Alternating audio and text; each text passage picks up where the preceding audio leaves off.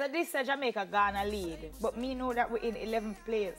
So I don't know if I must say we're Ghana lead or we're in 11th place. Our current status is 6 gold, 8 silver, and 8 bronze in the Commonwealth Games 2018. Katarina Johnson-Thompson won gold in the heptathlon. Woo! Along with Daniel Thomas Dodd, who won the women's shot put at the Commonwealth Games on the Gold Coast in Australia. Sharika Jackson came second in the females 200 meter. Patrons including Bolt witnessed gold for Genevieve Russell in the women's 400 meter hurdles, while Jaleel Hyde took bronze in the men's event.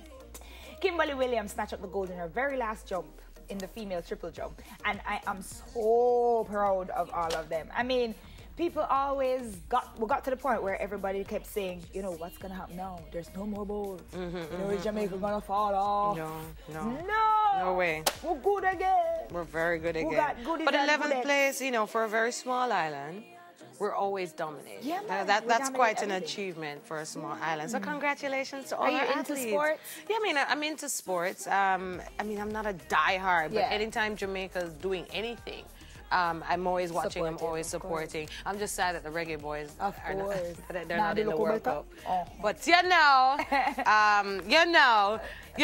it's okay. It's okay. But yeah, I do love sports. You? I'm usually the secondary sports person here because usually by now Excel has just take it broken and down, run yeah. with it and Yeah, because he's really into it, you know, being an athlete. But yes, I'm just like you. I support. I'm not a bandwagonist, but I'm right behind my country all the time. All the time. Awesomeness. Patriotic. To a ting. To Uno. Yeah. What's next up on the trending What's topic? next? And I'm actually, just really quick, I'm glad that Usain is actually out there supporting as well. Man, of course I'm going to support Yeah, them. man. I mean, him can afford it. Well, yes, that is him true. Him carry me with it. You know, next time. Not in place of getting I mean, just as a treat. for God. You can carry his bags and work. Me pull your bag. Assistant.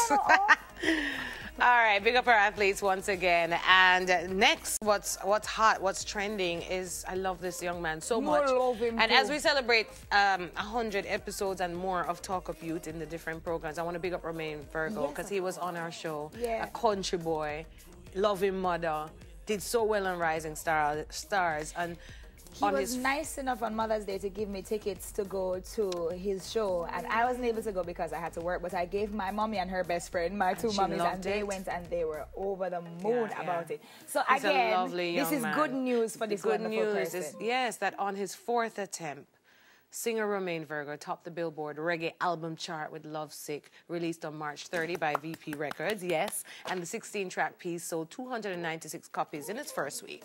Most of the songs on Love Sick are produced by Nicholas Brownie of Lifeline Music. Virgo is the second Digicel Rising Stars alumni to make the Billboard reggae table.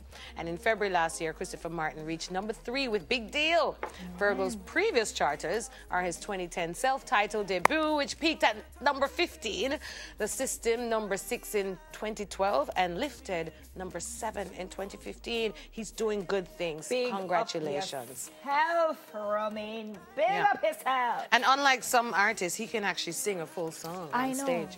And not only that, you know, humble. Oh, he's very humble. so Oh, yes, humble. yeah. He's very, very humble. No hype, no bag of crowd behind him, no bag of entourage. He doesn't need it. He's just, he's nice. He's a nice person. He's a country boy.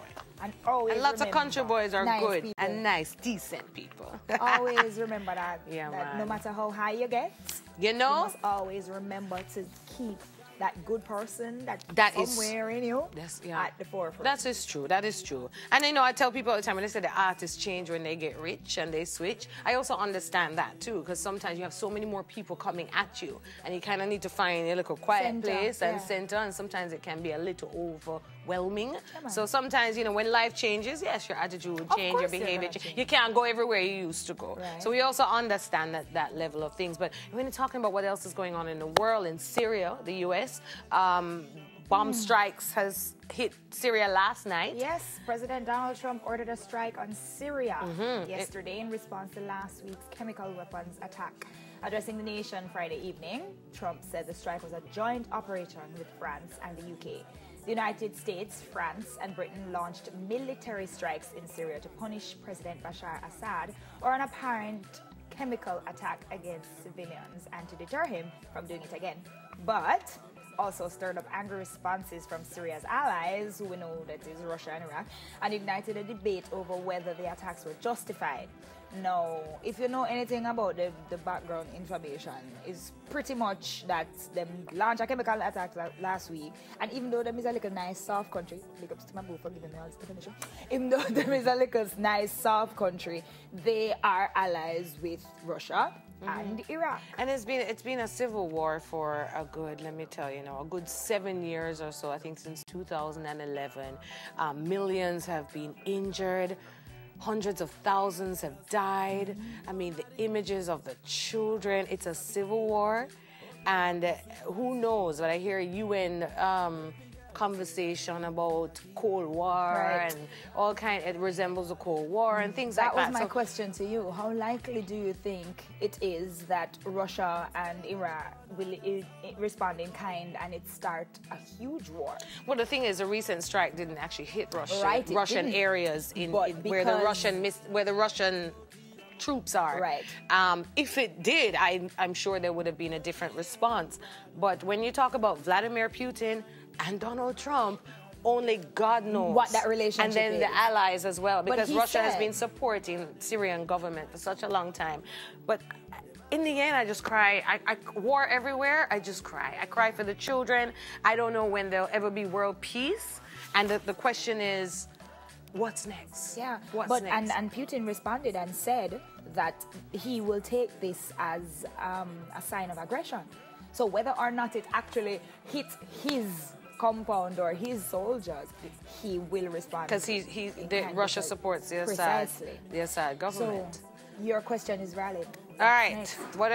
Let us know what your thoughts are about the war in Syria, the civil war and the strikes on Syria last night. We want to know what's going on. And tell us what you think about all our trending topics. Send a message out to Remain Virgo at SmileJamTVJ on social media. That's what's trending with Singing Sakina and Energetic Empress on your weekend. Look at you. That's how we do it. Singing and energetic. Let's do that.